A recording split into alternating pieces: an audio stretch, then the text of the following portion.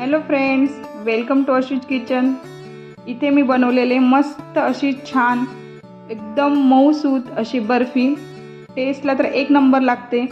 खूपच छान आहे, पटकन होते, कमी साहित्यांमध्ये होते आणि दिसायला तर तुम्हाला दिसतच आहे खूपच सुंदर दिसते, टेस्टलाही छान होते। तर ही मी बनवलेली आहे मँगो बर्फी। तर आंबा बर्फी बनवण्यासाठी मी इथे घेतलेले 2 आंबे, ते त्याचं गर काढून घ्यायचं आहे। 1 बाउल झालेले आहे गर, त्याच्यामध्ये मी घातलेले अर्धा कप मिल्क पावडर, हे दोन्ही मिक्सरला लावून घ्यायचे आणि ही मिक्सर लावून घेतलेली पेस्ट जी आहे ती आपण 2 चमचे तुपावर परतणार आहोत। पण मी इथे घेतलेले आहे नॉनस्टिक कढई। जे काही तुम्ही भांडं घ्याल ते थोडंसं जाड असावं, कारण हे बराच वेळ हलवावं लागतं, तर ते खाली चिपकू नये म्हणून शक्यतो जाड तळ असेल असंच भांडं वापरायचं। तर मी इथं नॉनस्टिक कढई घेतलेली आहे। 2 चमचे तुपामध्ये हा जे आपण गर आणि मिल्क पावडर जे लावलेलं होतं मिक्सरला, ती पेस्ट चांगली परतवून घ्यायची। तर इथे माझ्याकडे 1 बाउल गर होतं, त्याच्यामुळे मी 1 बाउल साखर घातलेली आहे। तुम्ही इथं पिठी साखर पण वापरू शकता। तर जेवढा तुमचा गर आहे तेवढी साखर घालायची आणि छान हलवून घ्यायचं आहे। हे मिश्रण कंटिन्यू हलवत राहायचं, म्हणजे ते खाली चिपकत नाही।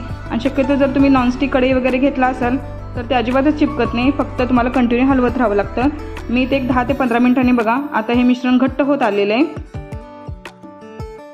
तर इथे मी अजून 1 चमचा तूप घातलेले आहे, टोटल 3 चमचे तूप वापरलेले आहे मी।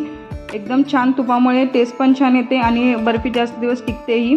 तर छान असं मी परतवून घेते आणि जेव्हा हे मिश्रण कढईला चिपकत नाही किंवा असा गोळा तयार होतो, त्यावेळी समजायचं की आपलं मिश्रण तयार आहे।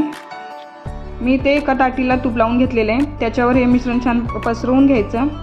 गरम आहे तोपर्यंतच पसरवून घ्यायचं, तर जर थंड होईल तसं ते पसरलं जात नाही।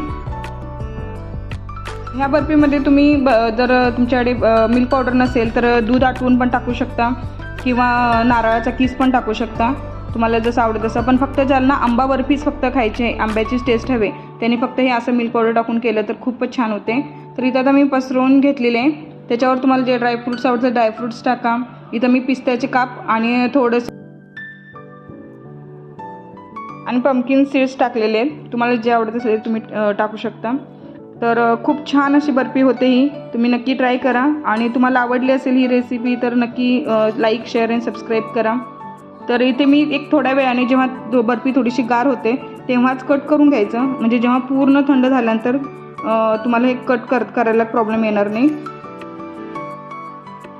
तर इथे मस्त अशी तयार आहे आंबा बर्फी, एकदम छान होते, तुम्ही करून बघा। तुम्हाला आवडली तर लाईक, शेअर आणि सबस्क्राईब नक्की करा।